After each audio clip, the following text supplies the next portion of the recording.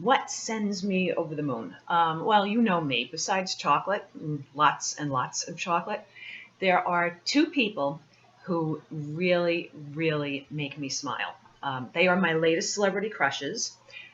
First, you probably remember from Dancing with the Stars, but I've been following his career for even longer than that, and his name is Gilles Marini. Gilles was the naked shower guy from the Sex and the City movie. And it's a funny story. I've probably told you this a million times by now, but I still love it because Gilles is one of these celebrities who's never too busy for his fans, and it just makes my day. He'll tweet back, he'll respond on Facebook. He even sent me a personal message once, and I don't know if it's really him doing it. It's probably one of his staff, but it gives you a little tingle. It's lots of fun. But I had written one of my very first contemporary romance novels, and it was called Borderlines, and it featured a British journalist who I named Gin Thomas Clark, and he always goes by Thomas because he didn't like his first name. And Thomas is, of course, very sexy because all romance heroes must be sexy, right? British, and he had long hair that he kept tied back in a ponytail, and he had sort of whiskey colored eyes, right? This is sort of gold, but not Twilight, not Edward Cullen gold, sort of a light brown. And the story, of course, was never published, but I used to send it around to all of my friends, my family, and of course my mother had always read everything that whatever I wrote, she always read. She was my biggest fan before she passed. And I remember her calling me one night. She called me up and she says, "You must turn on ABC immediately."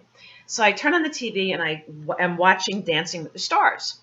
And who is it, of course, but Gilles Marini. And neither one of us knew his name at this point. And this is just after the Sex and the City movie came out.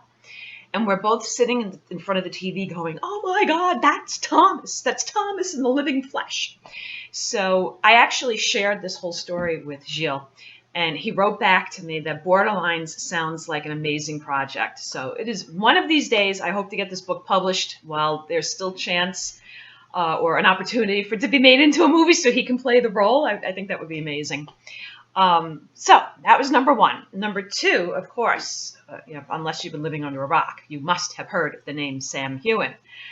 Sam plays Jamie in the Outlander show on Starz, and I think Sam is probably the most incredibly gifted actor we've ever seen. I think he's going to go on to do incredible things. I'm sure he's going to go into movies, and he's going to win every single award that is ever granted for an actor. The man can do more with a single lift of his eyebrow than actors who have been training for years can. He's brought Jamie Fraser to life in a way that I don't think anybody else could.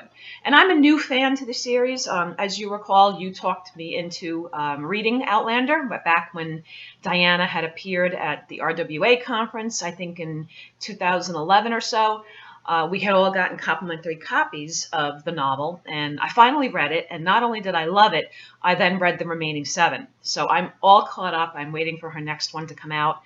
And of course, enjoying the TV show as each episode airs. I'm really not sure what I'm going to do with myself in this off season that I refer to as with Outlander, because this is more than Droughtlander now. Now we have to go more than 6 months without our Jamie fix. But anyhow, I think Sam Heughan is amazing. I think he's very attractive, of course, and with or without the kilt. And I'll show you why in a second. So those are the things that send me over the moon. I hope you'll check out my books that are coming out soon. I've got one coming out the end of June. It's going to be called His Touch. And I have a teen novel coming out in August that's called Nothing Left to Burn. So that's it for me. Bye.